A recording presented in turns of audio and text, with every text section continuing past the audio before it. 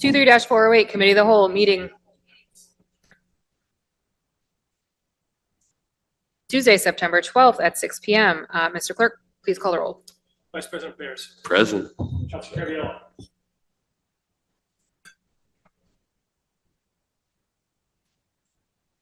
Councilor Carviallo. It's on. Councilor Collins. Present. Councilor Knight. Councilor Knight's absent. Councilor Scarpelli. Present. Councilor Singh. Present. President Morrell. Present. 6 present, 1 absent. The meeting is called to order. There will be a meeting of the Medford City Council Committee of the Whole on Tuesday, September 12th, 2023 at 6 p.m. in the Medford City Council chamber on the 2nd floor of Medford City Hall and via Zoom. The purpose of this meeting is a Walkland Court redevelopment update. The council has invited Medford Housing Authority Executive Director Jeffrey Driscoll to attend the meeting. For further information, aids, and accommodations, contact the city clerk at 781-393-2425. Sincerely yours, Nicole Morrell, Council President. So as the meeting notice states, we have invited Executive Director Jeffrey Driscoll here for an update on the Walkland Court redevelopment project. He and his counterparts have a presentation for us tonight, but before we get into that, I just know if councilors have any burning questions before we get started. Otherwise, we'll do the presentation first. We'll take questions from councilors, and then I know we have some members of the public who would like to speak as well. So we'll start with you. Thank you very much. 1 second, sorry. Yeah, good to see that. Here you go. You're on. Perfect. Can you hear me now? Yes. Okay. Again, Madam President, thank you very much. And councilors, thank you for having us here today. I wanted to provide you with a brief update on the Housing Authority's activities, and in particular to provide you with some information insofar as Walkland Court and where we're at with that redevelopment project. We have a PowerPoint. Are we able to get on?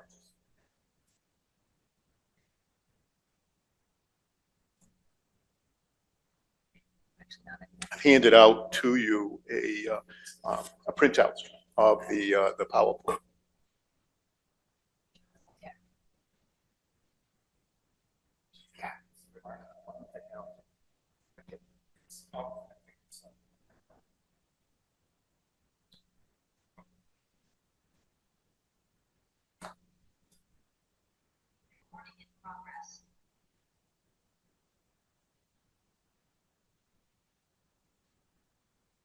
Should be able to share your screen now.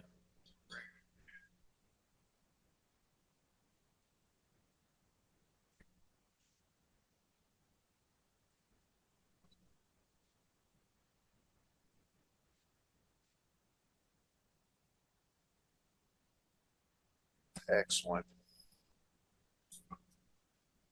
Okay, Madam President, if you'll turn to the first page, it says the Medford Housing Authority reinvestment goals. I just want to mute that computer.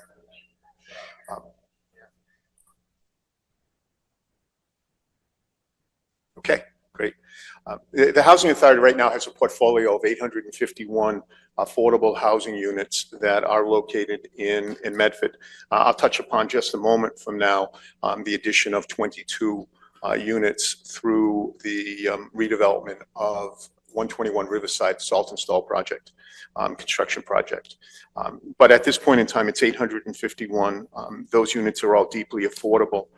And insofar as 121 Riverside is concerned, the can you get to the next slide? The Salt Install renovation, that project closed in May of this year. That construction project is $105 million that we are investing in the redevelopment of that site. That site was built in the mid to late 60s. It needs a great deal of renovation of that, and that is a total gut construction project. Modernization of the 200 existing units. They include new central AC, ventilation, plumbing, electrical, kitchens and baths, and community space. And as I indicated, an additional 22 units, affordable units, will be created. If you look at the picture on this page, you'll see the 11th floor. You'll see the 11th floor in the picture at the top. That is when you walk out of the elevator, the first thing you see is if the wall is still there, is the opposite wall. We actually are taking down the facade of the building. The brick facade is coming off, and behind that is the cinder block that holds that up. That is being taken down. If you were to drive by the Saltonstall now, if you were on the highway going into Boston, if you looked up, you'll see on the 11th floor plastic, because there are no walls. So that when you come out of the elevator, now you don't even see the far wall that's pictured here, because there is no far wall, because we're putting in additional support into the building itself. That is necessary for a building of that age.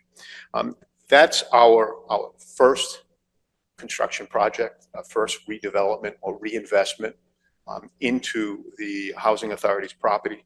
Walkland Court is the second. Gabriel Ciccarello is our Director of Modernization and Procurement. Gabe, in a moment, is going to go through what we're specifically doing at Walkland. But Walkland is expected to close in phase 1 of that project in June of next year. Thirdly is that we are looking for further redevelopment of the Housing Authority's properties. And we're looking specifically at LaPree Village, where we're currently undertaking a physical needs assessment of the property. And we're also investigating what efforts are necessary for our other sites to modernize the Housing Authority's properties. All of the properties are fairly old. Some of them do not meet current needs, and that's where we are with the Walkland Court project. I'm going to let Gabe go further, and what I'd ask is, if you have any questions, if there are any questions, we'll certainly be glad to answer those. But if you'd like to hold those to the end, we'll be more than happy to do that collectively. Absolutely. Okay. All right, thank you. In addition, before I continue on, Margaret Moran is our development consultant, and she is here with us tonight, who will be able to answer any technical questions that you may have about the ongoing project. Great. Thank you. Good evening, everybody. Thank you so much for meeting with us this evening. My name's Gabe Ciccarello. As Jeff stated, I'm the Director of Modernization and Procurement with the Medford Housing Authority. I've been working with Jeff in public housing for over 20 years now. I joined him in Medford a few months after he came here.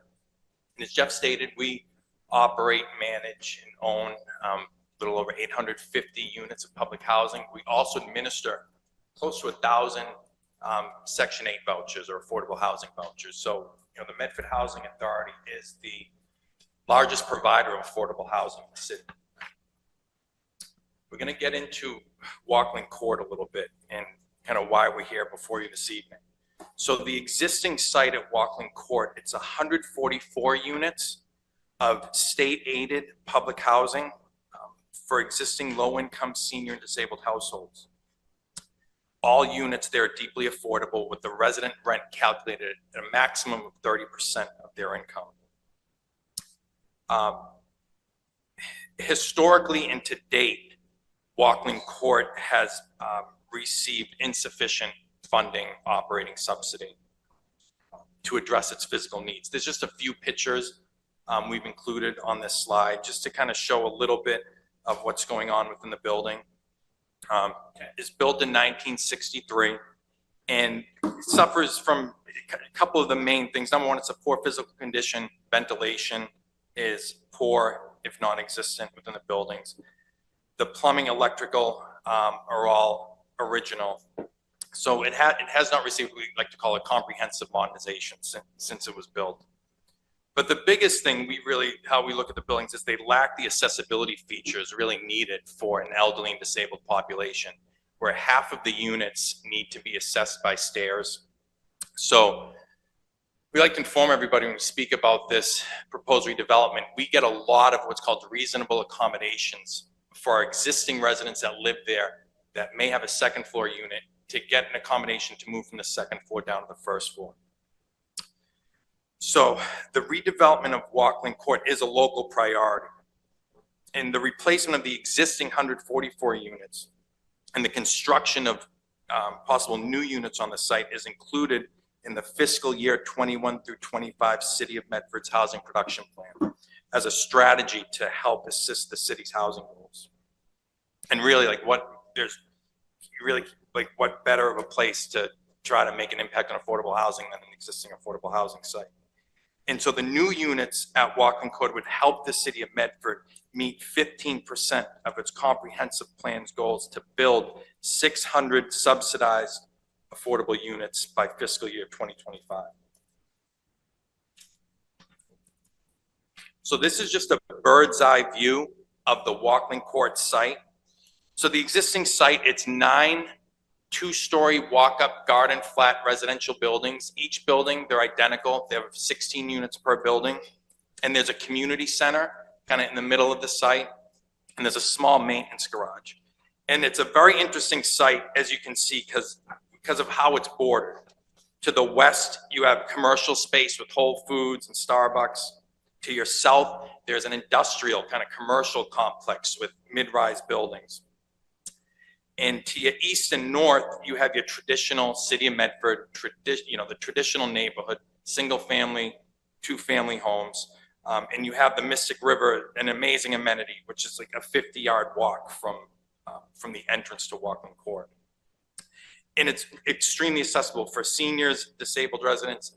You get the bus lines on Boston Ave, and now with the Tufts Green Line stop, it's an amazing location for affordable housing development for seniors and disabled residents.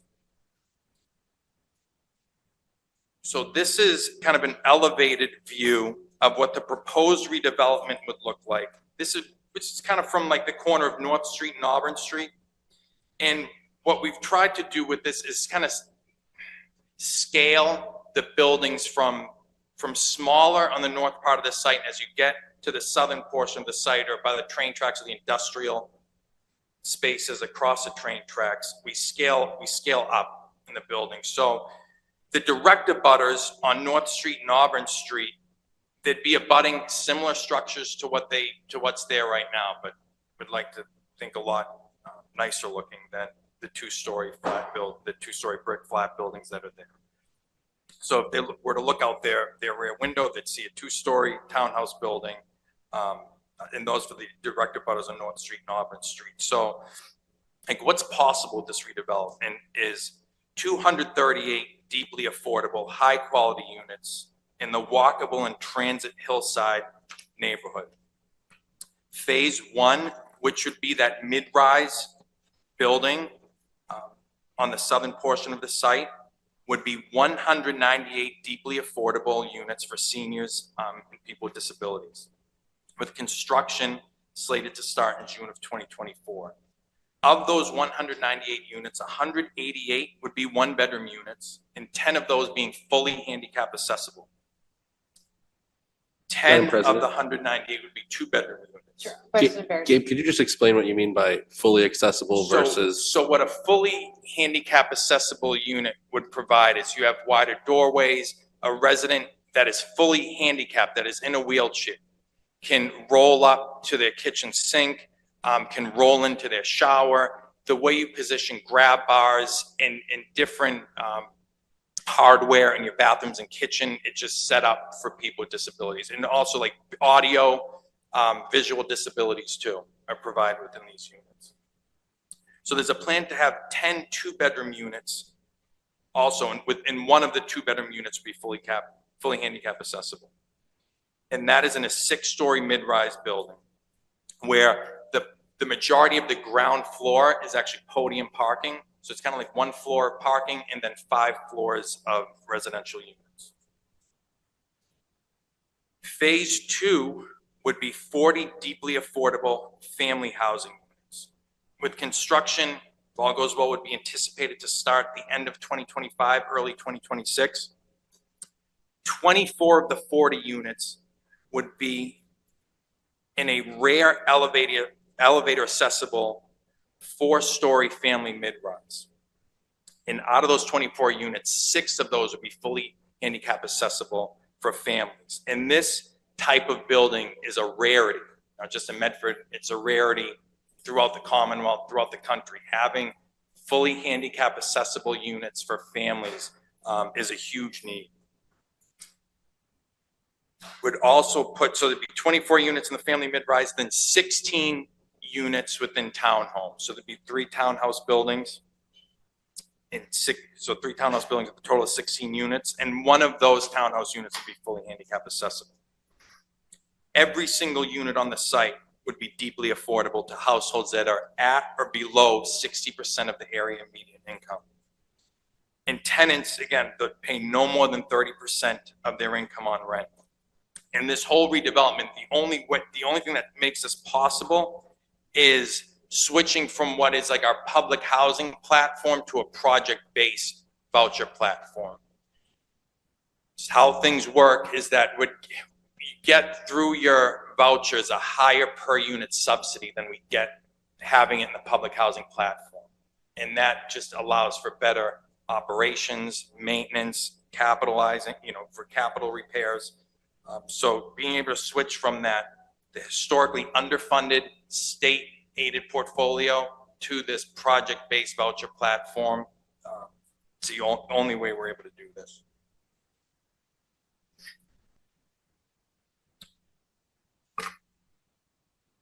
So phase 1 of construction would hope to start in June of 2024. Our architectural team is currently in the construction drawing phase.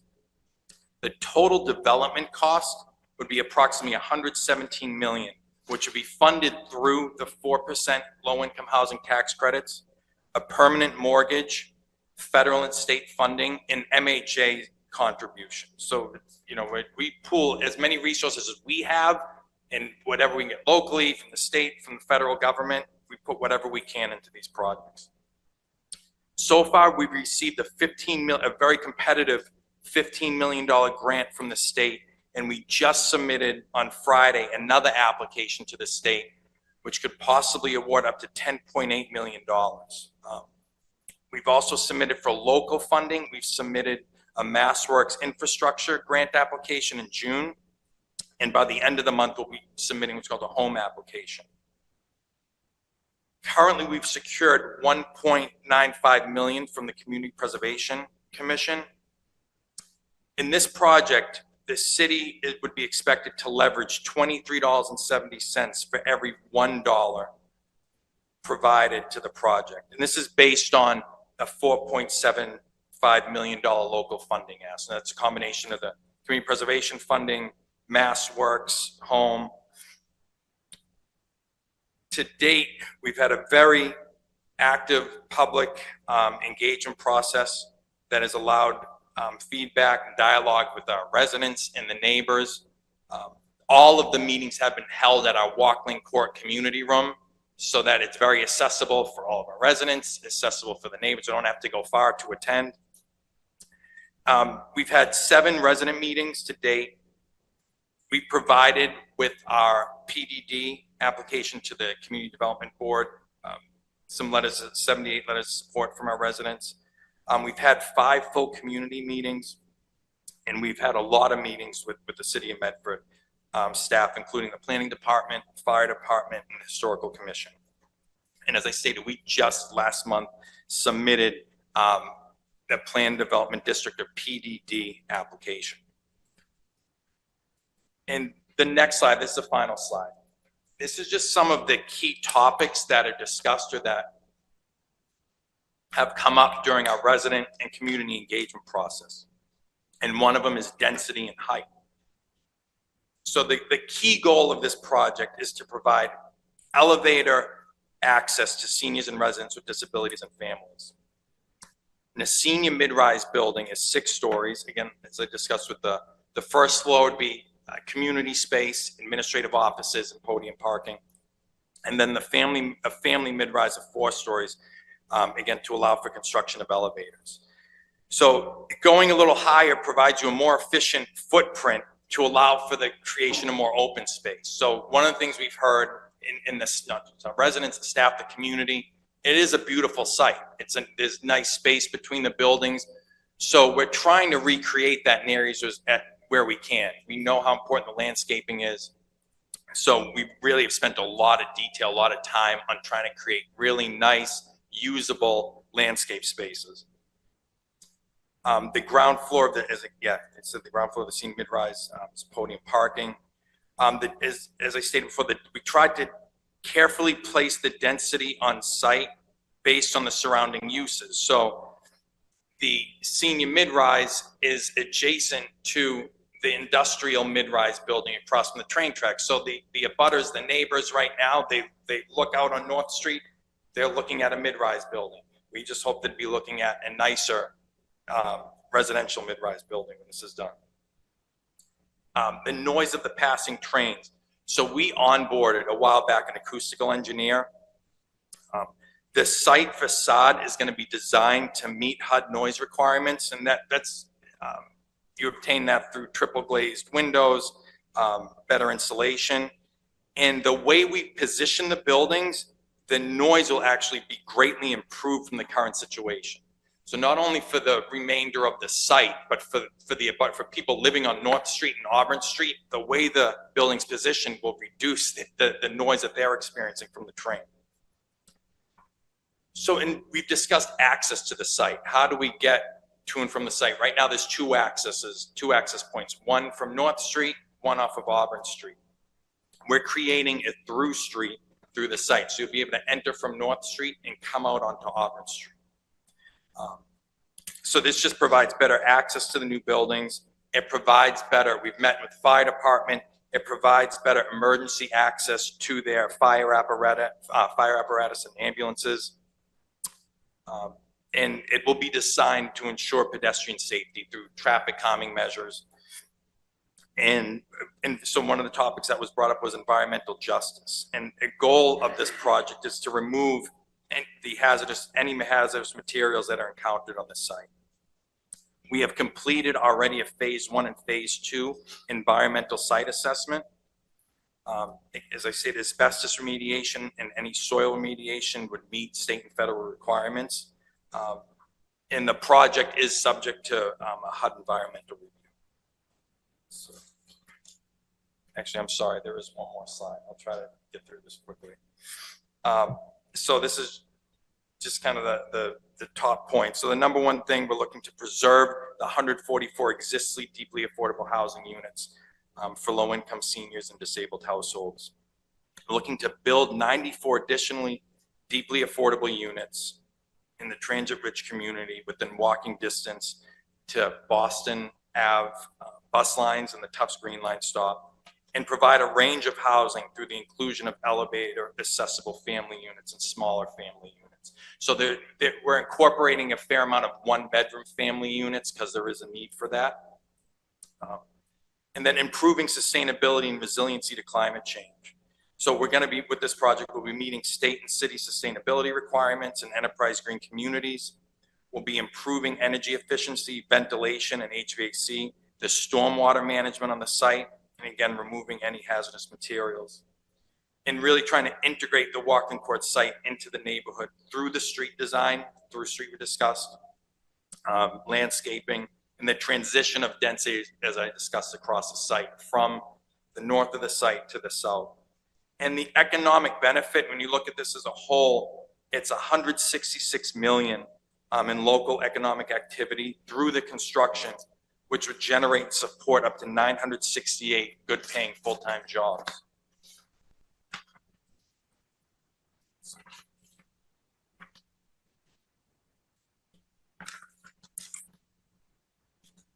Thank you. Thank you so much. Here for any questions. Councilor Scarpelli. Thank you. Mr. Grohl, thank you so much. Mr. Driscoll, I know your team has been amazing. There's been some talk, and I just wanted to, I know that you mentioned it, but the community has been involved. There's been outreach. I know we've had some phone calls saying that some of the parts of the community haven't been involved in what's going on, and then I talked to other people that live in those same neighborhoods that have said, oh no, we've been directly involved. So I just wanted to dispel any rumors so can we talk about that? Yeah, so I can speak to that. Thank you. So legally, we're supposed to provide like a legal notice to any abutters within 400 feet of any Walkling Court property line. But, so we did those like legal mailings, snail mail, stamp, but we also flyered way further out, like 800 to 1,000 feet out to the community. Mainly focusing on the residential, single and two-family homes.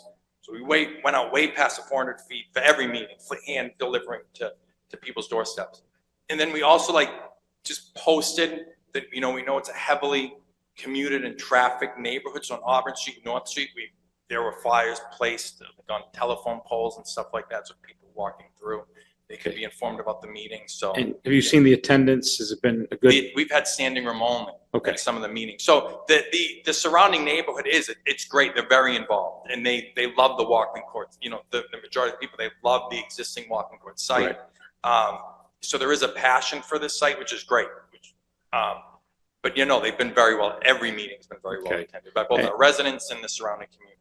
And I appreciate it though, that these are the questions that I would share. And the last one is the fear that with all this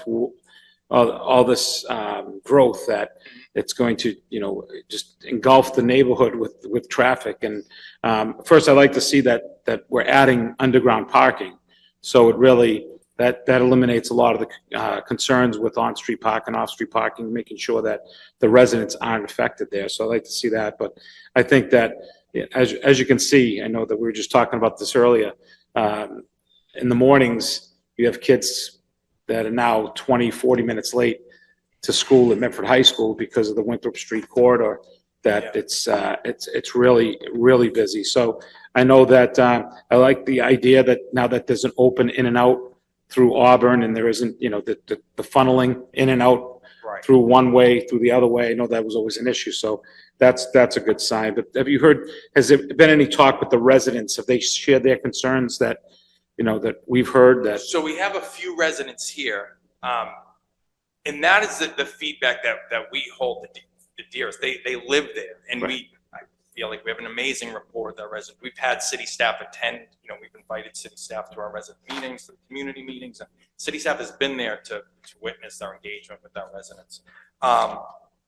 They live there, so they know the conditions of the buildings and they know if something isn't done, and it may not be today, but 5 years from now, 10 years from now, this is a very rare, unique opportunity we have right now to make a significant impact on this site. So we have some of our residents have joined us this evening, but overwhelmingly supportive and understanding of this project.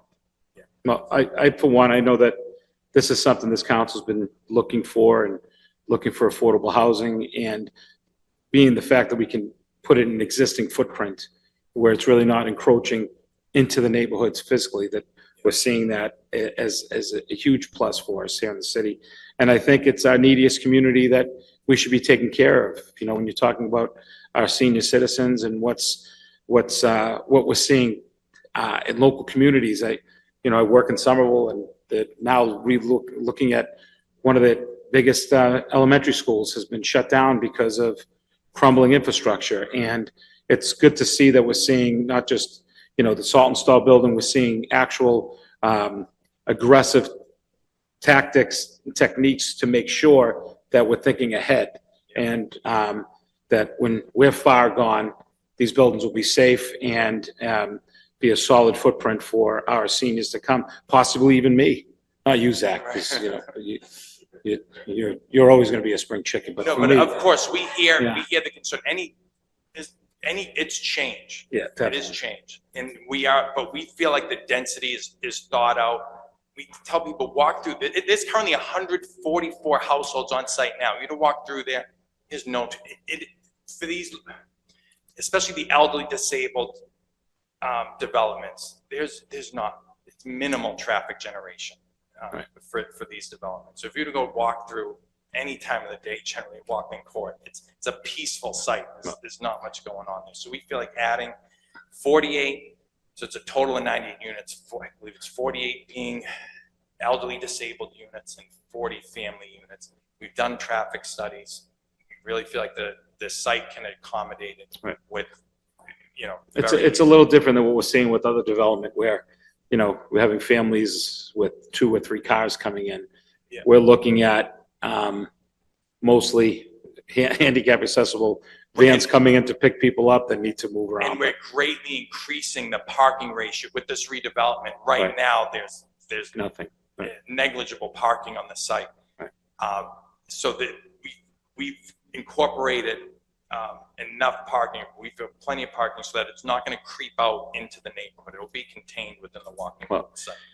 I appreciate your thoroughness. I know that we have very dedicated neighbors, some behind you that have dedicated themselves to be the voice of their neighborhoods, and they stand strong to support. But I'm glad that we have educated, open-minded people that are willing to make sure that there's an open dialogue with everybody here. So in this society, in this time, it's very refreshing to see that.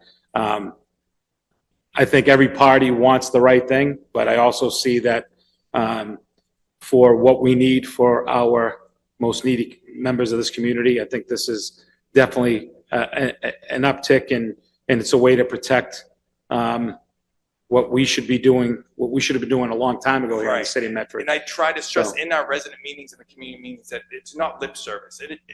We're all in around. There is a crisis. It's a crisis. There was a different point in time, Right. but there is an affordable. We have the wait list we just opened. We had it closed for 7 years. So we have people waiting 7-8 years to get a unit.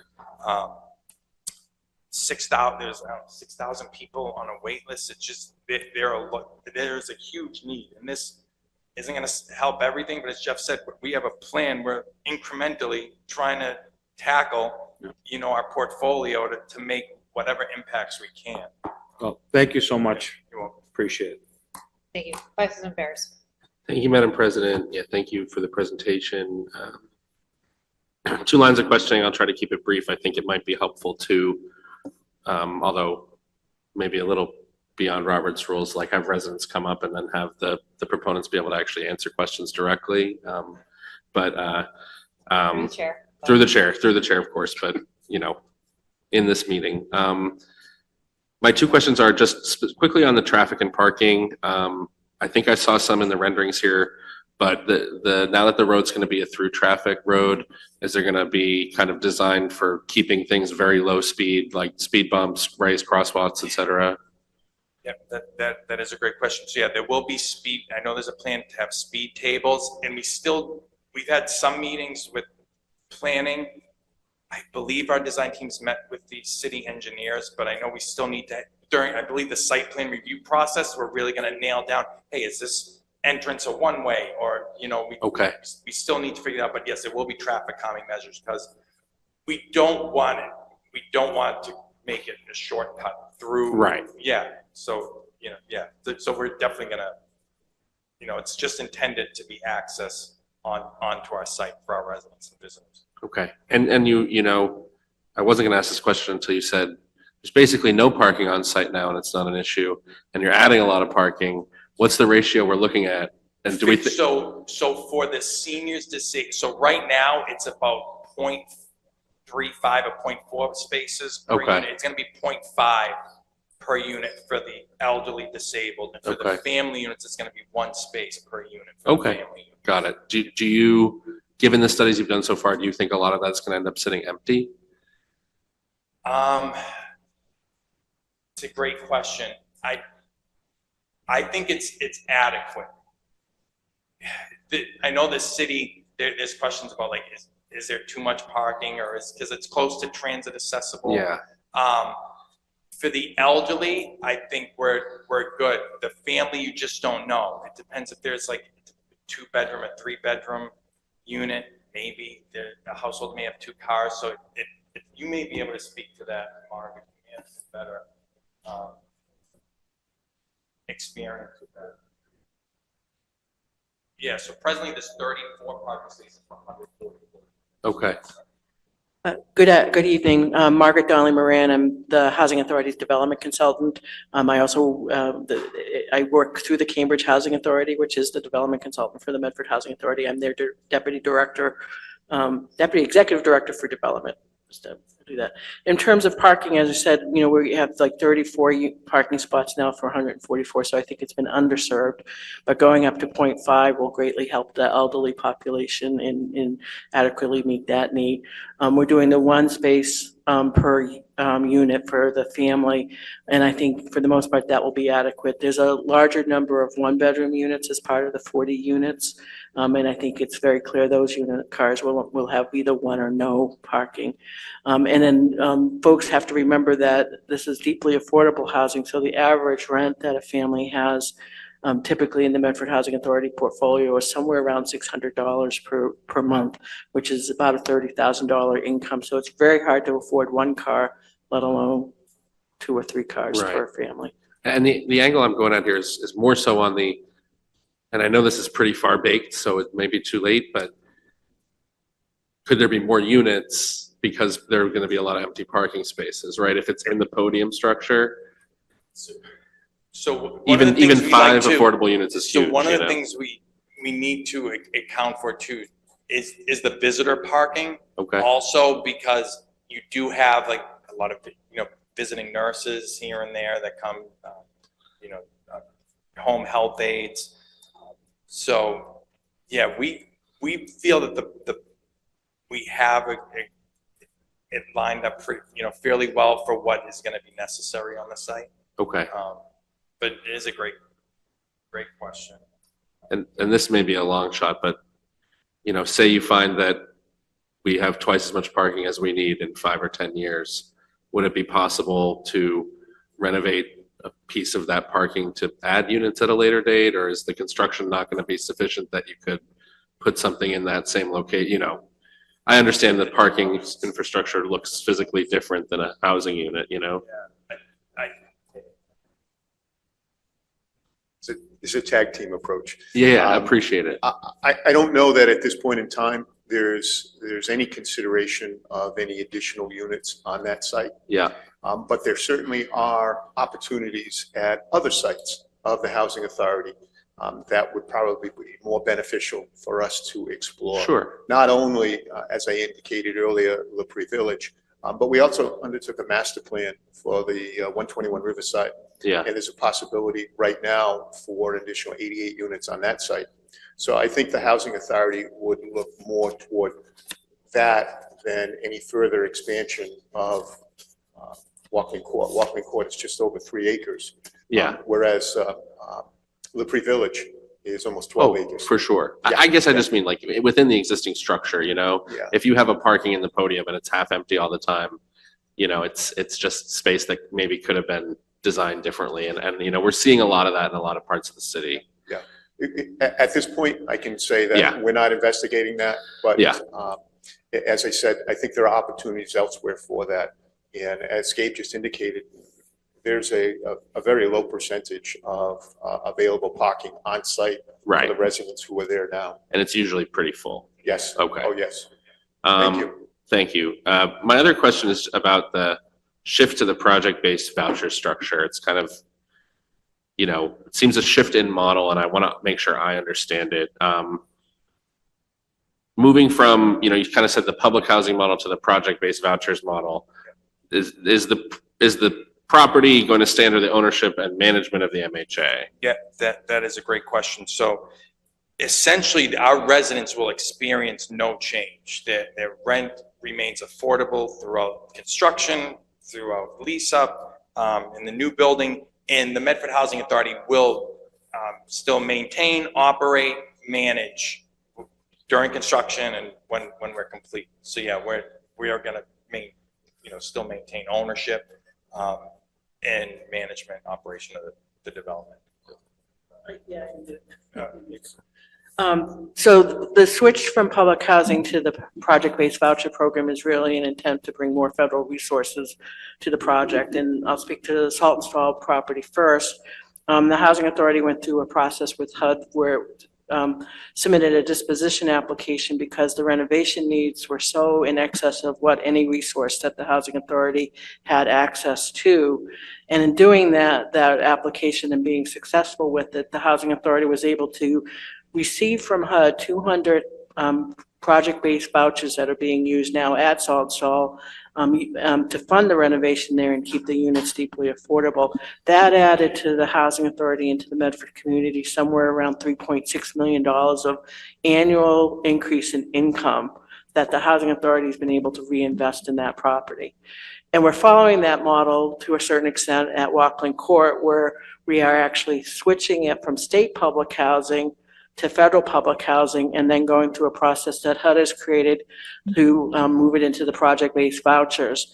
Because, as Gabe said, that income is much higher and more predictable than what we received under the public housing program, and even much more significant than what the housing authorities receive under state public housing. So the conversion to federal is really key. The other piece that is being used at both at Salt Stall and Walkland Court is low-income housing tax credits. And the housing authority maintains the ownership of the land, but uses the really one tool that HUD has that provides more meaningful resources for affordable housing preservation and development, the low-income housing tax credit, which incentivizes private folks to invest in affordable housing and their return is a tax credit from the federal government. And we've been able to raise about $60 million of tax credits for Salt and Stall, and it will be close to the same amount for Walkland Court, where all the housing authority is promising to do is keep it as affordable housing. Check, we do that day in and day out, and to continue to operate it consistent with the program requirements that we have.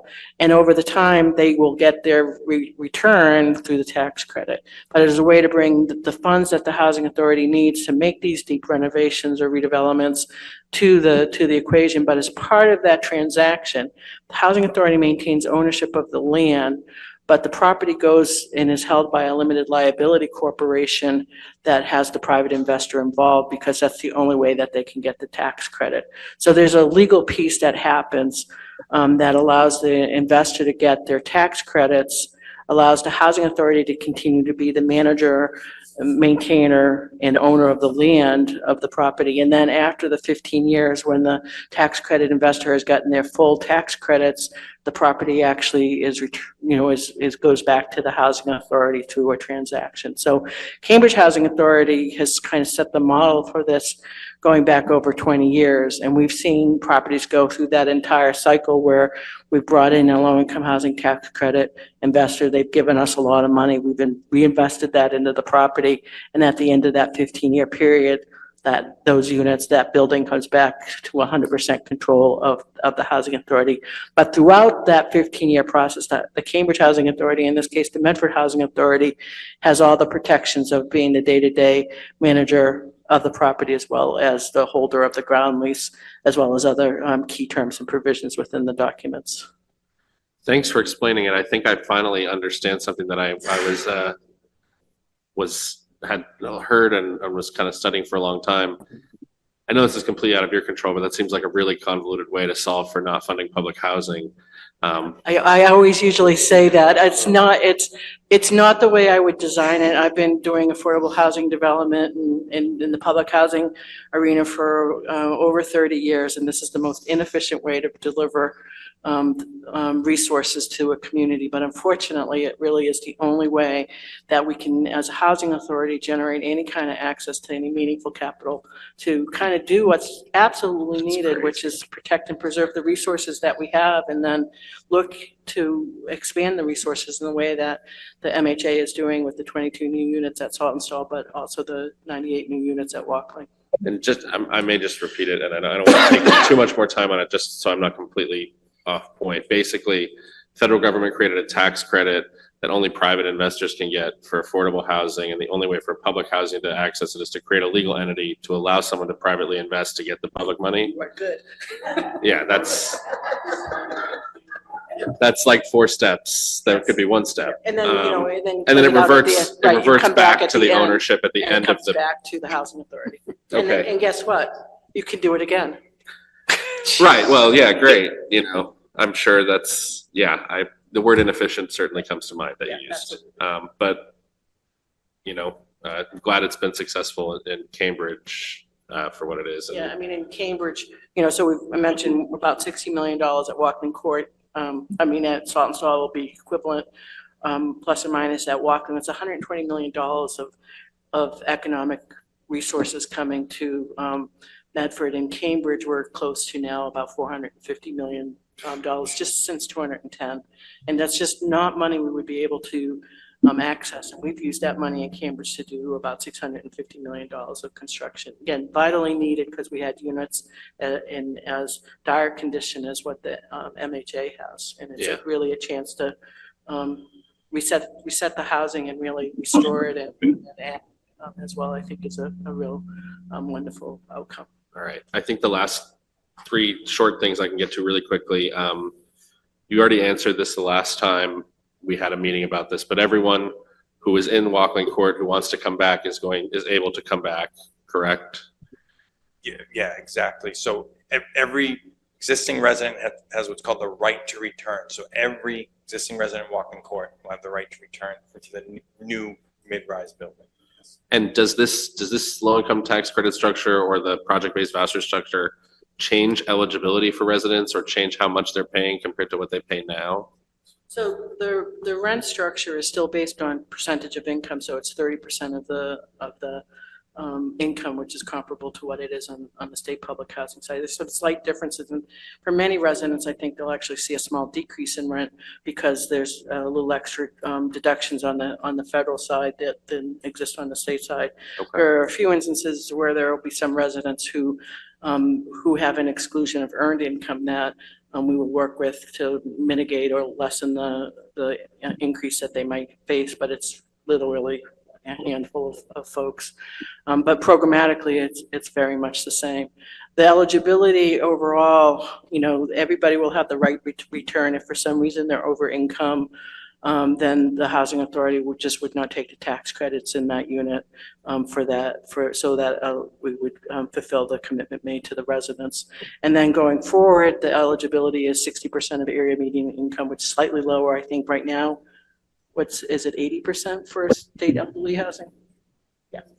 So it will be the band will go slightly down, Okay. but that's consistent with the low-income housing tax credit requirements. Okay, got it. I think that's it for now. Thank you. I appreciate it. Thank you. Counselor Collins. Thank you so much. Really appreciate the presentation. As in the previous times, this project has come before the council, paint a really compelling picture. And I appreciate the presentation. I think it helps clarify, it helps me visualize why this is a really good site to invest in, to put more affordable housing in, to put more dense affordable housing in, especially now that we have even more transit along this corridor. And of course, there's not many opportunities that as a community we get to make a double-digit percentage leap towards our sustainable unit goals as a city. So that's extremely exciting, and I appreciate also the discussion of can we be doing even better on the land that we have an opportunity to redevelop right now. So thank you so much for that. Since we were just talking about AMI, I always want to make sure that I'm understanding those distinctions just a little more clearly.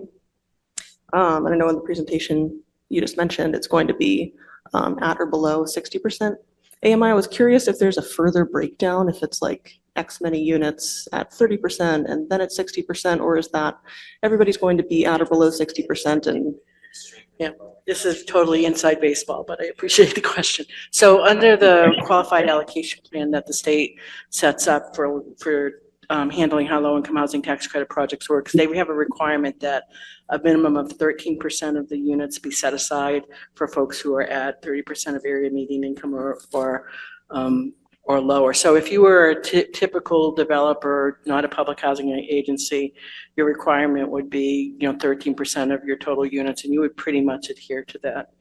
But the housing authority, you'll be on a wait list. You'll come in based on the date of your application. You could be at 60%, you could be at 0%. You'll get housed irrespective of that, provided, of course, we meet that 13% requirement. What I've found in my many years working with the housing authorities, most residents or most applicants on the housing authority's waiting list are below 30% of area median income. So our development will be typically tipped more to meeting the 30% number rather than the 60% number. You know, we do get folks who are between 40 and 50%. They'll be housed as well because you'll be coming up on the waiting list. But the majority of the folks will actually be 30% of area median income or below. Okay, thank you. And just to check my understanding and also to check my hearing, because the acoustics in here are hard, what I'm hearing is you take people off of the queue, and usually that results in more of a shift towards the AMI 30. Just because that's what was reflected on the waiting list. Great, thank you, I appreciate that. Thanks so much. We'll go to Councilor Carviallo on Zoom. Thank you, Madam President. Thank you for the presentation. It was, as always, very thorough. Probably the most amount of concern that I was hearing from residents were for the two 6-story buildings. They were a little somewhat concerned about pollution from the train and other issues. How are we addressing that? Is it pollution from the train, correct? The height of the buildings and potentially pollution from the trains. The 6-story height there. That seems to be a big concern that I've heard from a lot of residents. Yeah, great question. So the 6-story height, as we spoke about earlier, to try to maintain a fair amount of landscape, open, usable space, to go a little, so the higher you go, the more you can shrink that building footprint. And we scaled the site back again towards the southern part of the site, where across the tracks there's a mid-rise building. So our building will be right along the same height as the building across the train tracks. In terms of pollution from the train, we have existing structures. So 3 of our 9 residential buildings are actually within the proximity or even closer than some of the new units at the mid-rise will be. So at a minimum, we need to have a 30-foot setback from the train tracks. So we have existing units that are right now within that footprint. And as I stated before, regarding acoustical, stuff like that. Yeah, I'm sorry, it was a minimum of 22 feet from. Buildings with. Current buildings, within the footprint that are right now within 22 feet of the train tracks. The new structures need to be a minimum of 30 feet from the train tracks. Would it be possible to put a sound barrier up there, like a sound wall to defray some of the noise too also? That is something that we have investigated, but I know dealing with the MBTA and building anything within or on their property lines is, I know historically is a big issue. Can you speak to that at all? Yeah, so, I mean, the design of the building itself will be done to really handle the noise so that the noise inside the building will be kept to well below any kind of measurable standard in terms of requirements. Very different from the leaky, not weather tight, not very good window buildings that we have in place. So the windows will be triple glazed, there'll be added insulation. The actual way the building is structured on site, most of it does not face direct onto the train, so it provides for a little bit of a bounce off of the noise with the way that the architect has positioned it. But the buildings are in the materials that are going to be used are going to really mitigate, lessen the noise, certainly well below any kind of standard, and certainly well above what residents currently experience in the 3 buildings that are closest there. And then the ventilation system, it will actually have a ventilation system that works, which is something that the existing buildings don't have, and a cooling system as well. And I think that will really enhance the quality of the air and provide healthier air coming in and out of the buildings than what the residents currently experience. Thank you very much. Thank you, Councilor Carviallo. Councilor Singh. So it sounds like essentially you built the sound barrier into the building, into the walls. I mean, that was a major question that I had received from a lot of folks, and it's I think comforting to know about the 30-foot setback, and I guess the second part of what Councilor Carviallo was saying was about air quality and insulation, and if you could speak a little bit to that as well, and to what you guys are doing to mitigate that, that'd be super helpful. Yes, just as Margaret stated, so right now, the buildings, and one of the biggest complaints we get from residents is sound through units that their existing units are not insulated well. The exterior, just the way buildings are built now, and especially with how we're gonna be building this new mid-rise building, compared to how things were built in 1960s, the residents will see an amazing increase in the air quality within their units through ventilation, through, as Margaret stated, we're providing central air conditioning, central heating to the building. So just through those state-of-the-art ventilation, the triple glazed windows, better insulation, the existing residents now, the quality of air comfort within these new buildings is going to be night and day compared to what they're experiencing now in the existing structures. So those things are things that don't exist now within the No. current structure. No. And so a lot of, what folks living there might be doing that today, right? Like opening the windows, Opening stuff, that behavior will probably shift with Right. the new ventilation and Correct. AC coming in. Exactly. Yes, there will be Yes. operable windows in the units, but yes, they'll be able to have the type of system we're providing.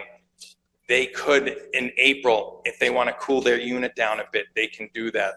These new systems, they're pretty amazing. So the resident next door could have turn their heat on if they're cool. Resident next door, if they're hot, they can, cool their unit down. So yeah, the comfort that the residents are going to experience is, night and day compared to what they have right now. I'm glad to hear that. I think it's no surprise that a lot of us have heard a lot of different concerns from folks living in the area, and I think it's comforting to hear that. And I do really want to thank your hard work on a project that I think Councilor Collins made the point that it's a double-digit percentage shift towards our goal, which is our city desperately needs to meet. And so I think there's a lot of promising things about this project. I'm sure there's a lot of questions in the audience as well. And so it'd be great to, through the chair, make this a forum. But I appreciate your work on this. Thank you. Thank you. Thank you. I just have a few questions. I think most of them have been asked going last. They usually all get asked. But so just so I understand, I believe you said this. So the increase in the number of elderly and disabled units is going to be 48, 54. Yeah, 54. And then, so currently Walkland Court is just elderly and Elderly disabled. And disabled. now with this change, it's going to add 40 family units? Correct. Okay. I think I'd seen maybe one email just concerning about how that might change just the community vibe or, the comings and goings of the community. If you could speak to that a little bit. Yeah, so the way we try to explain it is now is like our existing buildings, we're trying to better integrate this site into the community because it is used as a cut through. A lot of people from North Street, and there's people that work like Elizabeth Grady on Boston Ave, use Walkland Court as a cut through, walk through to get to Whole Foods.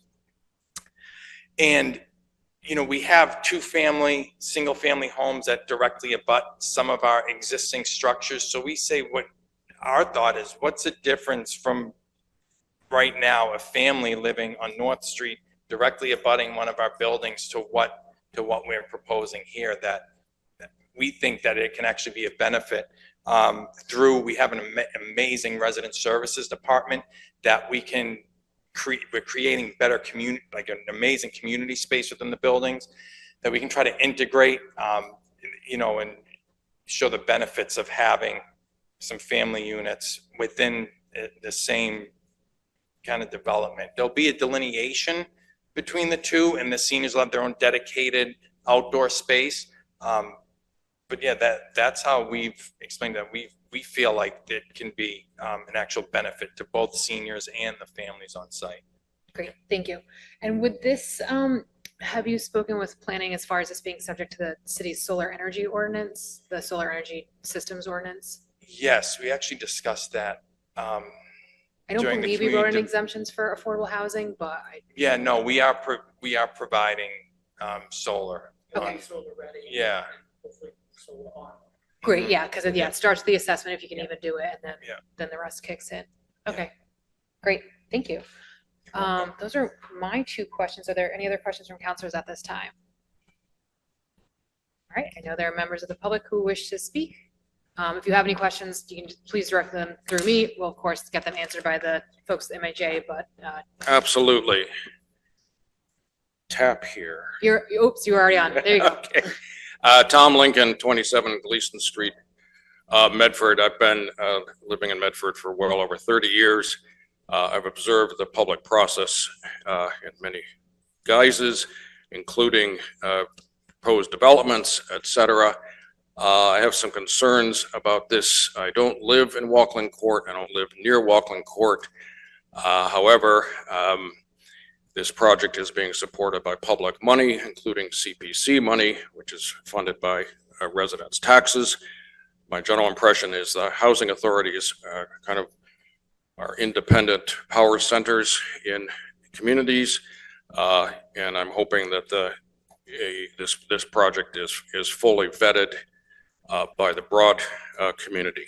That said, I want to be sure people understand I fully support expanding public housing or low income or deeply affordable, interesting phrase, deeply affordable public housing. I am familiar with the site. I think a couple other things here that I will rephrase as questions, but first a couple of concerns. One is I think it's not just the neighborhood, it's a little broader than that. Not just the residents and the neighborhood, but I think the ripples of impact go beyond that. Recently, the city went through a long process of developing a comprehensive plan. Among the major goals of that plan were preserving and enhancing tree canopy, climate change resilience, walkable, affordable neighborhoods, a whole host of items. Since that plan was approved last fall, I think, I'm not sure a lot of progress has been made, but there's a lot on the agenda in Medford for that. Is this on? I'm sorry. Okay. Doesn't sound like it. It's so good. So a couple questions through the chair. I'd like to know the current percentage of green space on the site and what the percentage of green space will be after the proposed development. That's number one. There are a number of 60 or 70-year-old trees. A lot's been talked about that. I don't think anybody in this room is going to be here in 70 years. Well, maybe some people will be, but not very many. Yeah, you'll be here in 70 years. Sorry, I won't. I'm 72, so I qualify for housing here, I guess. I'd like to know what the plans are for tree planting. I would strongly suggest that it be enhanced. This is an opportunity to do the right thing. That's the second question. The tree, exact plan for tree planting. There's been some references to landscaping, although the word trees does not appear in this document from what I can see. Certainly concerned about the through traffic. I think we're naive if we think that this has become a cut through. Traffic has, as people have referred to, has increased remarkably in Medford, and that process seems to have accelerated in the last 5 years. I live not far from High Street. High Street is to be avoided. Woburn Street, much busier. Auburn Street, that whole area down there is a bit of a traffic nightmare under the best of circumstances. So I think that's, people use these apps like Waze, and basically Waze will send you where they think the traffic isn't, right through residential neighborhoods. It's been roundly criticized for that. Also would like to know if these are going to be LEED buildings at some level, gold, silver, I doubt platinum. But that would be certainly a big plus. Also would like to know if you're going to have solar panels on top. We have them on the library. Supposedly we have them on the DPW building. I'm not sure that's actually happened yet. But given the footprints of these buildings, given their height, they're excellent candidate for solar panels. And I hope that's part of the plan. So I'd appreciate some answers to these questions.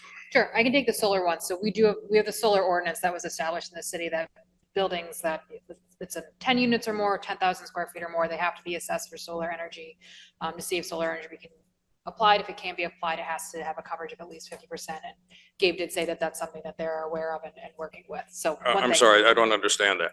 Does that mean the buildings have to be solar ready, or does it mean that they have to have solar panels? If they can, if they're assessed as a good candidate, I'd have to look at the exact wording. Like if, if they can actually even put solar, then they have to have at least Well, then 50%. my follow-up question to the proponents here is whether that assessment has been made and whether they plan, if you don't plan it now, you're never going to get them, if they plan to put solar panels on these buildings.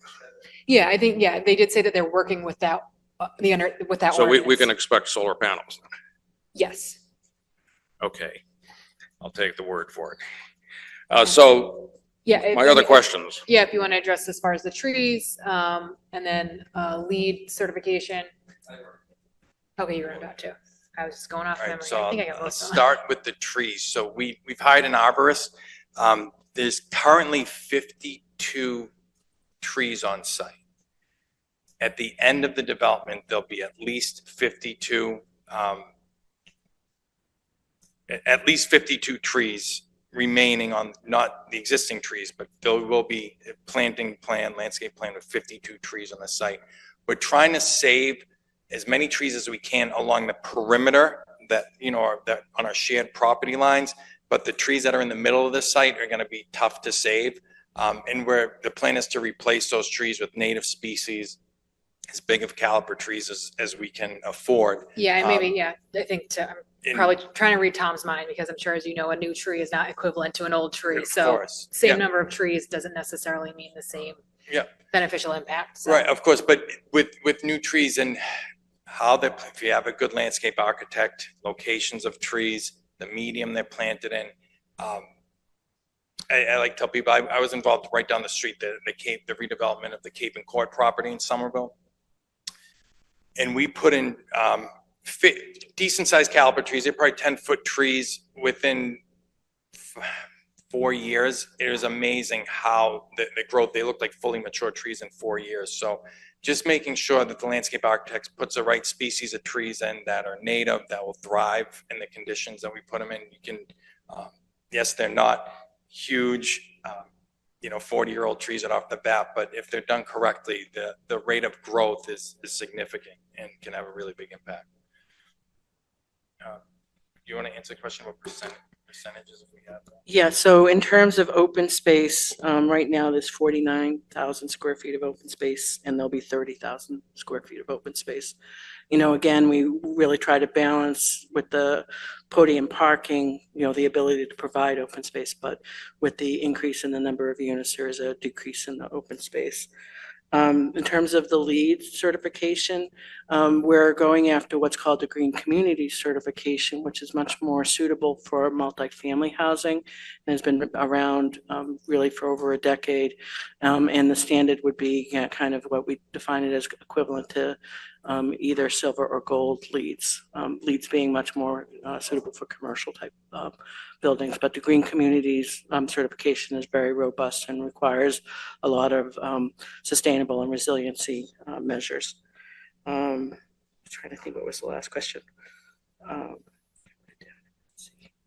And we'd like to stress too that the new open, usable landscape space is going to be a lot more accessible, easier to use for our elderly and disabled residents. Where right now it's a nice site, but there's just space, just unusable lawn spaces where there's no pathways through them. They're really not used. They look nice, but we're looking to create actually nice outdoor spaces that can be easily usable. Yeah, including like a circular walkway that folks can go out and get exercise. And I think the last question that was on my list was around through traffic, which I think we covered, which is, we're following the direction of the fire department. I think we definitely have traffic calming measures in the scope of work. And I think the discussion on whether a portion of the road will be one way or not is something that, we'll be taking our guidance from city staff and particularly the emergency service provisions or the departments of the city. And we looked Thank at you. different options too, having, we have now two separate entrances. What if you had just an entrance for the family site, a separate entrance for the senior disabled site? And we're actually having the through street actually really greatly reduced the amount of impervious surfaces. So having a through street afforded us actually, more open green landscapes than if we would have to have separate entrances like we have now. And except for the fire department, it's a lot easier for them to they deal with the nightmare now. Thank you. Madam President, if I may just make two comments. One is that the arborist who has come out and studied the trees, you're absolutely correct. The number of trees is irrelevant. But what they've told us is that there are a number of trees there that are not healthy and that will be replaced by healthy trees. Secondly is insofar as the solar is concerned, the Housing Authority has been one of the leaders of that in the community. We've had solar on 121 Riverside for the last 12 years. Great. Thank you for that. And I didn't mean to be dismissive of the number of trees. It's just not equal. So, I understand. of course. Tom, we'll see if any other residents want to speak and we'll come back to you. Is there anyone else who would like to speak? Or sorry, Marion's behind you. Go ahead. Mariana Ducey, 2 North Street. I want to add a few comments here about the public meetings. Gabe said there were about 7 public meetings. I think the very resident meetings, yeah. I think the first one was for Director Butters, which I think the first one was only attended by a couple of people. And after the January meeting, the next meeting was in April. In the January meeting, I don't know, there was probably about 15 or 20 outside residents there. So when the April meeting came along, the Housing Authority doesn't know this, but I personally spent $200 of my own money and peppered the whole neighborhood with flyers about the meeting. That's why you had so many people at your April meeting, because I notified a lot of people. The other comment I heard is because the neighborhood meetings were held at 6:30, parents with kids were feeding their kids at that time, putting them to bed. They couldn't come to meetings. Other people were working. So the other meetings, I would say tops 20 people from the neighborhood, you think? Well, some of the, you also have to consider that there were some. Yeah, Marion, if you could yeah. just direct me. You also have to consider that some of those people who attended the evening meeting were Walkling Court residents. So they weren't all residents from the neighborhood. All right, so that's that point. As you all know, that I went around with a petition. Almost 99% of the people I talked to beyond the immediate area knew nothing about this. So there hasn't really been a lot of communication to the rest of the neighborhood. As far as the traffic that has been addressed tonight is primarily inside the complex, but there are issues outside the complex. For instance, the North Street Bridge is very steep. It's the truck route. It's the route that the trucks use to bring supplies to Whole Foods and the liquor store, because they can't go on Route 16. When you have an 18-wheeler fully loaded with supplies coming over that North Street Bridge, gaining momentum on the way down, if someone should come out, either from Marshall Street or from the complex, that truck may not be able to stop in time if they come out without looking. So while they've addressed the concerns inside the complex, there are other concerns outside the complex that would be very difficult to address with traffic calming measures. For instance, I don't think a speed bump at the end of the North Street Bridge would be good, because cars have to accelerate to gain momentum to get up the hill. And on the way down, that's not going to work either. Even though there are one-way streets all around the complex now, people violate that. They go down the wrong way. And that will happen even if you put one-way signs everywhere. People will still violate that. So as far as the traffic issues, that's still a concern to the neighborhood outside Walkling Court. As far as, there's been some talk about the Elizabeth Grady buildings and so forth. I don't know if the Housing Authority realizes that the Elizabeth Grady building has been given permission to demolish the building. And they have changed the zoning for that whole property to allow for 6-story lab and office space there. Elizabeth Grady also bought the property on the corner of North Street and Boston Ave. So he owns the property from the tracks all the way out to Boston Ave. Now, about 3 months back, he applied, he had a developer that was interested in buying that lot to put that 6-story lab and office space building up there. The deal happened to fall through. However, he's bought that property with the intention of selling the whole lot. So that's going to come down the road. When Elizabeth Grady builds that building and 200 Boston Ave, who also just got permission to build on top of their parking garage, a building equal in size to the building currently on the tracks, there'll be more workers that will be coming to those buildings. So that will increase the traffic North Street and Boston Ave, all around the whole complex.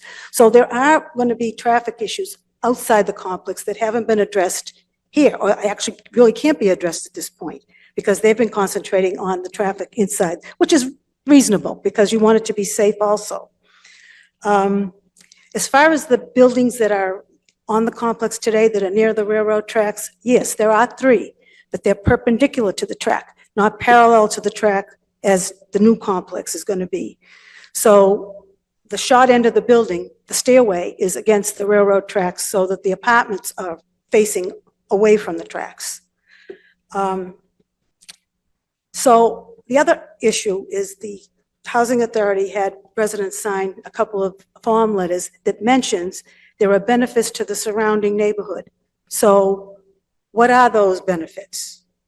We in the neighborhood haven't heard how this complex is going to benefit the residential area around Walkland Court.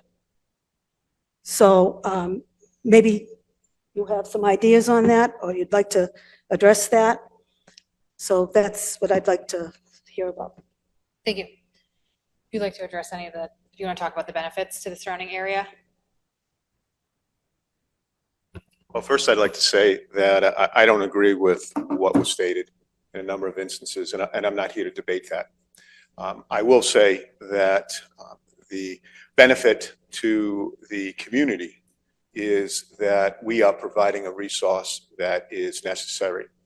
We are providing a resource to the individuals who live in that immediate area when they no longer can afford to live in that immediate area. And we are providing a resource to the community. That's the greater good, by providing additional affordable housing to folks who otherwise wouldn't have that. As Gabe indicated earlier, we have thousands of people on our wait list. We're looking to assist those folks who live in the city of Medford. The immediate benefit to the residents in that area off the property, we've discussed that with the neighbors at the meetings.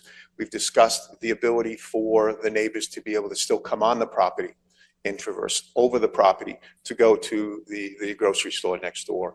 We have indicated that we're attempting to be a good neighbor insofar as the way that we've scaled the property so that the larger buildings are at the back of the property. They are not parallel to the railroad, but they're designed so that it mitigates the noise. The townhouses that are adjacent to the private homes have been done with consideration. We'll no longer have the larger 2-story buildings that are looking over the fence that we put up on our property for the residents who reside on North Street. Insofar as the public safety issues, as far as the traffic is concerned, we've met with the city, we've met with the fire department in particular, and it is they who have provided us guidance as far as the roadway is concerned. And I'll emphasize something that Gabe said a few moments ago, and I think it was in response to a question that was raised. We are going to have, the planning right now is that we are going to have raised walkways. We are going to have attempts to mitigate the traffic going through there, whether it be with the design of the road, whether there's a bend in the road, whether or not there's parallel parking, which tends to slow down vehicles. All these things are going to improve not only Walkling Court, but also the neighborhood. Because now, we're not going to have people who are going to be driving all the way around up North Street to come in the back entrance because they can easily access the property on Auburn Street. So that there's a number of things that we've taken into consideration. The benefit to the local community. As the executive director, what I've insisted on is to have community space there so we can reach out to the community. It was mentioned by either Gabe or Margaret earlier as far as our resident services department. My hope is to be able to provide services to the people in that immediate area from our resident services staff, who are helping only now our residents. But I'm hoping to be able to open that up. We have a significantly large enough community room to be of assistance to the community for events if they want to have things. We're going to continue to have that to be a polling place. We're going to continue to provide services to our residents. I've been at the Housing Authority since 2017, and we've increased our resident services staff significantly. There's no reason why those folks can't be of assistance to the residents in that immediate area. Today there is. Today there is, because the funding source that we receive is strictly state funding through what is now EOHLC, it used to be DHCD. And we're restricted from only assisting those folks who live on our property. Going forward, we're not. We're not. We have the ability, the Housing Authority has the ability to make that determination. So will it benefit to the community? Yes. It's nearsighted for us to be getting criticism that we're not going to be a good neighbor, because we are. And if I can just address one other thing that was brought up earlier, and that is that we are one of, if not the largest landlord in the city of Medford. And we deal with elderly folks who live on family developments, and they integrate well. They may have lived there for 30 years. They haven't moved out. They integrate well with the community. And our housing manager for Walkling Court is here tonight. She also manages family units. Very, very familiar with the administration of our federal units. We're more than qualified to be able to do this and to ensure that the benefit is there for the residents. And one last thing is that we're a public agency. We are an open book, and that's why we're here tonight, to provide you this. And one of the reasons why I reached out to the council to do this was I was contacted by someone who said to me, why is it that all the rich people are going to live in the front of the development? And they were told that because that was the word that was on the street. And I think we've dispelled that today. So thank you very much. Thank you. And I do just want to note something about as far as vetting process or public process. As this is part of the plan development district, or this has to be submitted as that has been submitted to the CD board. They will hold a public hearing, then public hearing again.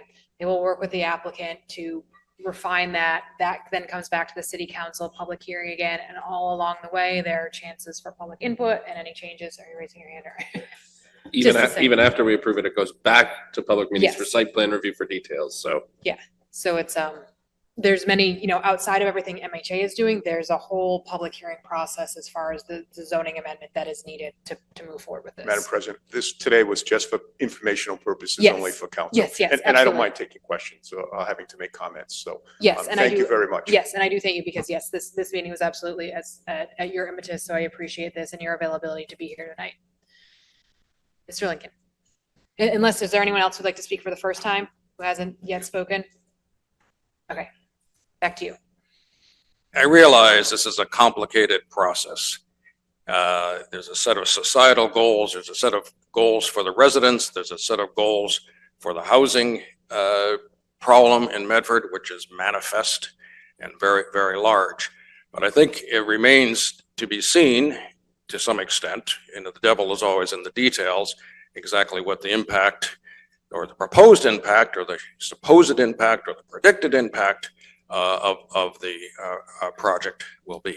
I would suggest that most projects like this have some deleterious effect, perhaps in the short run, perhaps in the long run. It's a question of balancing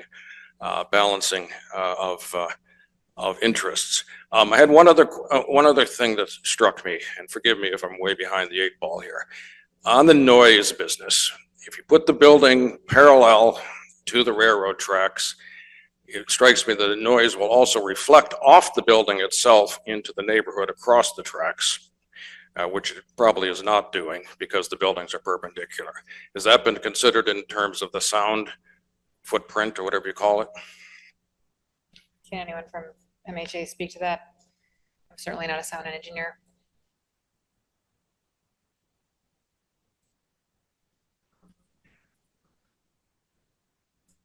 So, yes, so the way the buildings are planned to be designed, the mid-rise senior buildings, is that the acoustics from the train would kind of like bounce off, would bounce off the building. So they're not straight perpendicular, they're angled, so it would bounce off back towards like the train tracks. Yeah, that is the plan.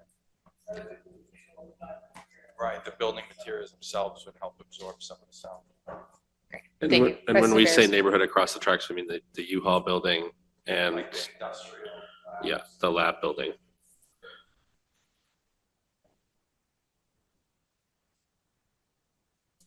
Thank you. Any further discussion from counselors or members of the public who wish to speak? Counselor Collins.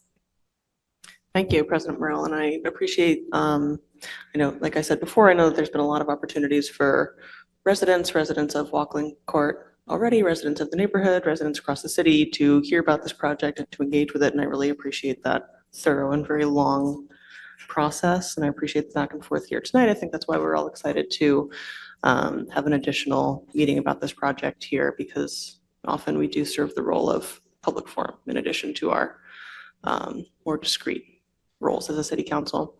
And of course, there's a whole raft of specific concerns that I think we've been hearing from certain constituents, and it's really helpful to have this meeting where we can hear about how thoroughly they've been addressed and thought of and planned for. And for myself as a representative, that's really comforting to hear, like Councilor Singh said earlier.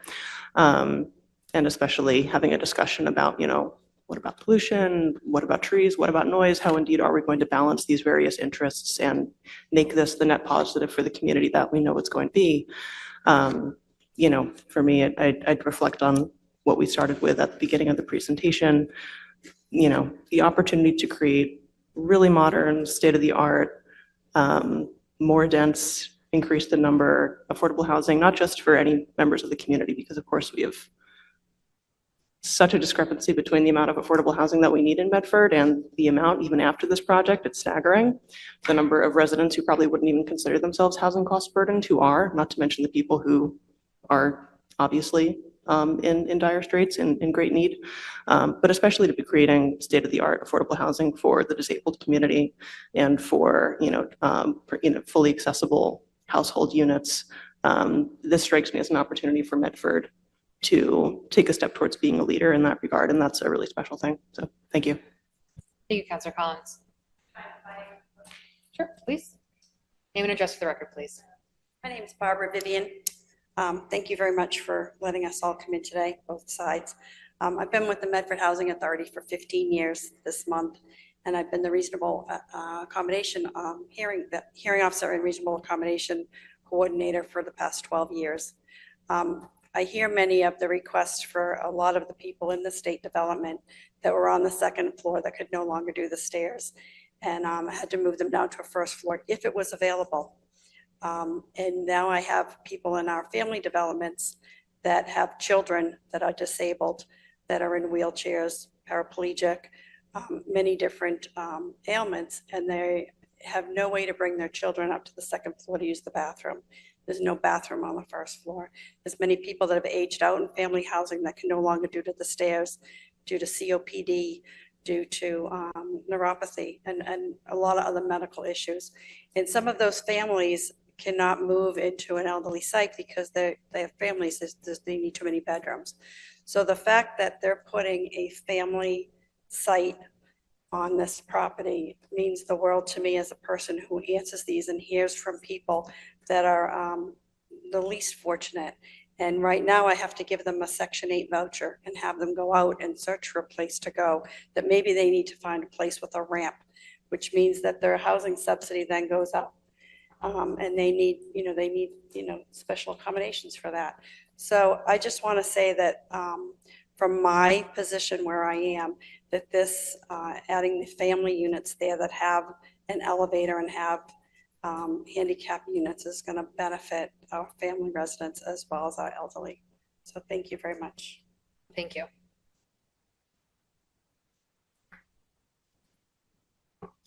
Mary Ann Ducey again.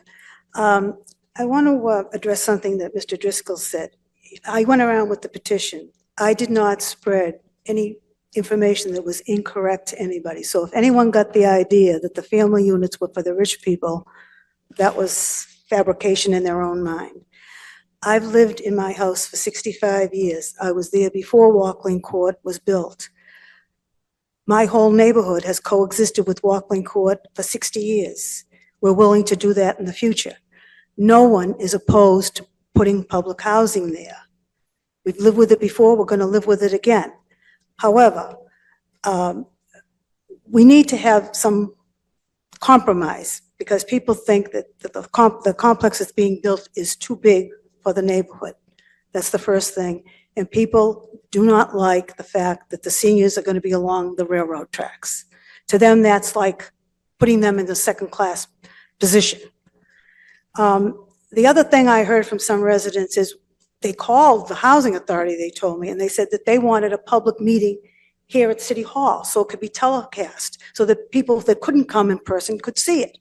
It never happened. They only had the meetings on site at Walkland Court. So it may be a good idea, before you wrap up this whole project, to have maybe a public meeting here in City Hall, invite a broader perspective, maybe all the people who vote at Walkland Court, because they have a firsthand knowledge of Walkland Court because they've been going there for years to vote. So it might be a good idea to consider that going forward, rather than just having a small little community meeting with the abutters. And you'll get maybe a broader section of concerns that people have. As I told you when I presented the petition here, I got 1,131 signatures. 99% of the people who signed were opposed to the plan as it's designed. They're not opposed to having Walkland Court there, but they're opposed to the design. And I understand why they designed it this way, because they've tried to get as many people in there as they can. But there has to be a middle road here. And I know that that affects the funding, because they have to have a certain number of people in order to get the funding. It's a balance that has to be worked out here. But the community is supportive of public housing. We're supportive of affordable housing. It's just that it needs to be reworked a little bit more. Thank you.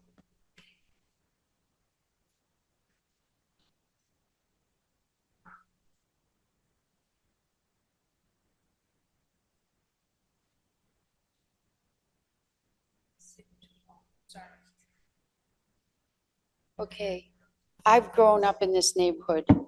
Sorry, just name and address for the record. Wait. I've grown up in this neighborhood most of my life. I literally live on the train tracks. 3 years ago, you turned around and said to the city, somebody, okay, go and cut down trees. I had them there at 5:30 in the morning. I called the police department. The police department tells me, not my problem. Now, I understand about traffic. I've lived in this neighborhood for years. My street is a one-way. I see people come up the wrong way, go down the wrong way, whatever. It's normal. But in this community that we're talking about, these people need help now, not next year, not today. They need it today. There are too many people out there that don't have homes. Like I said, I literally live on the railroad tracks. I'll tell you, in the last 10 years, I've had to replace 15 windows because of the trains. And now you want to put a third rail, and they're worried about a 6-foot building. Well, I'm sorry, but if that 6-foot building turns around and eliminates a lot of that sound, then go for it. Because we have to house these people that are out on the street, or have nowhere to go. They're disability. I'm disability. My house isn't just a lot handicapped, and Rose knows that. She's been at my house. But I do what I have to do. As a homeowner, I have to clear off my lots like everybody else. These people can't clear off lots. They can't walk. I've met a lot of those people. I've known a lot of those people in Walkland Court. Like I said, I've grown up in their neighborhood. I had to go through there to go to the Hobbs. I had to go through there to get to the high school. Sorry, it's necessary. And if you want to turn around and hear noise, come live at my house for 2 weeks. Please just. And listen to please the just- trains. Please just direct through me. I understand you're, Okay? just direct through me, Traffic please. is atrocious no matter where you go, because everything is being dug up, rebuilt, or whatever, and they're sectioning it off into neighborhoods. Not just ours, but everybody's. I came home from New Hampshire 3 days ago, and I had to detour so much around normal routes that I'm used to taking because of the construction. If they're willing to turn around and make a through street, because that's what the fire department is asking for, then by all means, make it a through street. But that doesn't mean that everybody else has to make it a through street too. And that, in my opinion, unfortunately, will probably happen. As much as I want this project to go by, it's going to create traffic regardless. We have trucks coming down West Street, which is a family run, that go into Whole Foods, go into the liquor store, go up into Boston Ave, because they can't go on 16. It's not just North Street that hits the big trucks. It's West Street too. It's Auburn Street, Boston Ave, Winthrop Street. They're all in that community. They're all affected regardless. So yeah, you're gonna put in a lot more people in this housing development, but it's going to be a lot more friendlier too. And the one thing that I've gotten out of the meetings that I have been at Walkland Court is they're also gonna make community gardens, which is a big plus, because they will be able to grow their own food if they want to. They will grow their own flowers if they want to. And that is only going to add more beauty to the project. These people right now, like you've heard, a lot of people can't make the second floor. These buildings were built when I was coming up as a kid. My father retired. We bought the house in Medford. I grew up, went through school. My kids went through school here. And I don't turn around and have a lot of dysfunction. But this aggravates me of why people won't. I think a building going sideways would be a whole lot better than what we've got now, because I listen to my windows rattle and roll every time a train goes by. So I can imagine what it sounds like in their apartments. And they weren't, my house was built in the 1800s. So I have a crumbling foundation, broken windows, siding that's come off my house, gutters that have come off my house due to trains. To me, that's more of an issue to me, that people can get quiet time. Even for us, they have to turn around and figure out a way. 93, they built walls for noise construction. Why can't we have the MBTA build a wall for noise construction? Eliminate the problem. I'm just asking. But I think this is a great project to get and help families that have disabilities that can't walk. And as you can see, I don't walk well either. But I managed to get up the 9 stairs I have to get to into my house. And I have neighbors, thank God, that help me during the winter to clear off my walkways. But again, I've been a lifetime member of Medford. I've worked for the senior center. I still volunteer at the senior center, and I love it. And there's no other reward other than seniors, because they teach you a lot, and you need to listen to them also. And unfortunately, a lot of them can't make it here because they have no way to get here to explain their views, like they can explain it when we have the meetings at Walkland Court, because it's a whole lot easier for them to get to Walkland Court, where they live and where they know what to do, than try to get here to City Hall. I happen to bring one of the residents with me tonight, because it's important. It's important that you have everybody's view. Yes, maybe the signs didn't go out like they should have, or they weren't notified like they should have. But this should be pertaining to, quote unquote, the neighborhood in progress. Not somewhere down on the Brooks School or down by Main Street. This is our community, and this is the people that you should be asking who, what, where, when, and why. And when we have the meetings at Walkland Court, yes, they do show up. The last 3 meetings I've been, there's been standing room only. And I agree with the developments, because there has been standing room only. I get there early enough so I can make sure that I have a chair to sit in. But for there's no reason, granted they're 6:30 at night, but unless you have a toddler, I don't know any kid that's in bed by 6:30 at night. But that, again, that's my opinion. But I hope you take it into consideration, I really do.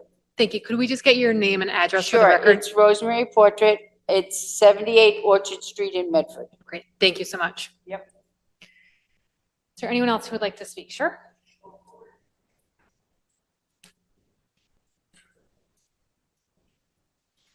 Hi, good evening. My name is Jeanette Francis. And just address for the record too. My home address or? Street address? Yeah, you can just give the street, or you can. I'm the housing manager for Oh, okay. for Oh, sorry. Medford Housing Sorry, Authority. cut you off. I'm actually the housing manager for Walkland Court. Sorry, cut you off. Go ahead. Sorry. I just wanted to say that I know change is hard, but we're in 2023, from where we've come from 25, 30, even 10 years ago, things have changed. And I'm talking personally and professionally, because I understand the importance of having affordable housing, because I've been there. Fortunately, I've been able to get a job here, and I've been here for 10 and a half years, and I'm very grateful, but I've been there, so I understand what it is. And as far as a housing manager's aspect, to be able to talk to someone that lives in the neighborhood when they're calling to find out what their options are, because there's not many options in Medford, and not being able to give them one, that's disheartening to me. Like, to be able to tell them, I don't know. Right now, the waiting list have X amount of the people on it, and it's basically not moving. It's not a great feeling to be able to not be able to give someone options. And I just want to let everybody, that majority of the people that's on the waiting list is people that's in the Medford area that would like to stay in the town that they have grown up in and that they know, and not be forced to move out because they can't afford it. So being able to add more affordable housing to our portfolio is a positive thing for the community. Yes, I understand change is different. Yes, it's difficult, but it's a positive change to move in the direction where the world should be moving to, because affordable housing is a problem, not just in Medford, it's across the board. It's across the board. I live in Boston, and you can't even get past that waiting list because it's ridiculous. And affordable housing, as far as market rent, it's increasing. It's increasing. So a lot of people, and everything is not balancing out in our society as far as affordable jobs that be able to make you be able to afford what the rent cost is right now. So being able to have affordable housing in your neighborhood is a positive thing. And it's the balance. I mean, we're not looking to take over the city of Medford, but we would just like to be able to provide housing for the people that's here, that loves Medford and don't want to move out and would like to stay here and not be forced to move out because they can't afford it. So I just wanted to just say that piece. And I just wish that, I can't wait to see what the outcome is this. I'm hoping we're able to move forward, and I'm excited to be part of this new development. Thank you. Thank you. Any other members of the public wish to speak? Sure, come on up.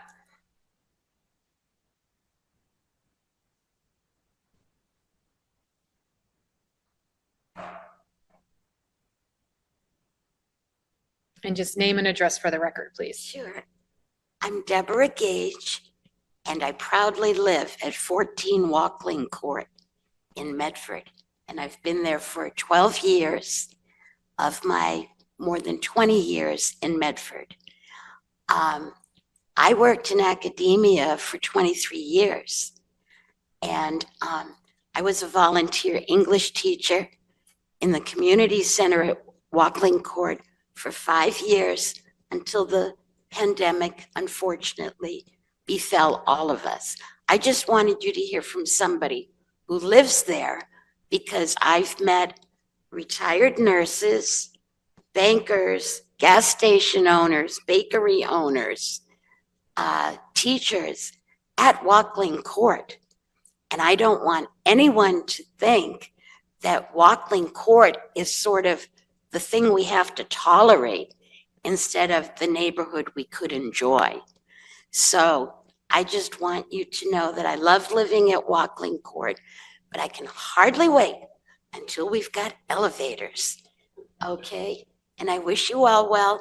This was my first city council meeting, very interesting, but you all talk very fast, okay?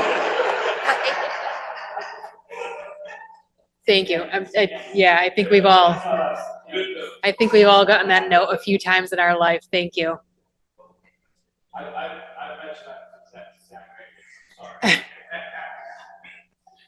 Any other members of the public wish to speak? Any further discussion from the council? Or do I have a motion? Do you want to receive and place on file? Or is there a paper? Technically, this is a paper because it's. Technically, the meeting is a paper. Sure.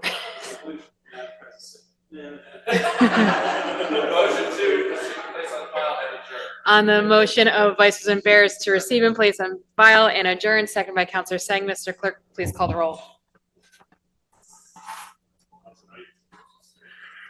Okay, every paper has to be disposed of. Yes. Council Carviallo. Yes. Council Collins. Yes. Council Net is absent. Council Kelly. Singh. Yes. President Morrell. Yes, 6 in the affirmative, 0 in the negative, 1 absent. Motion passes. Meeting is adjourned. Thank you all.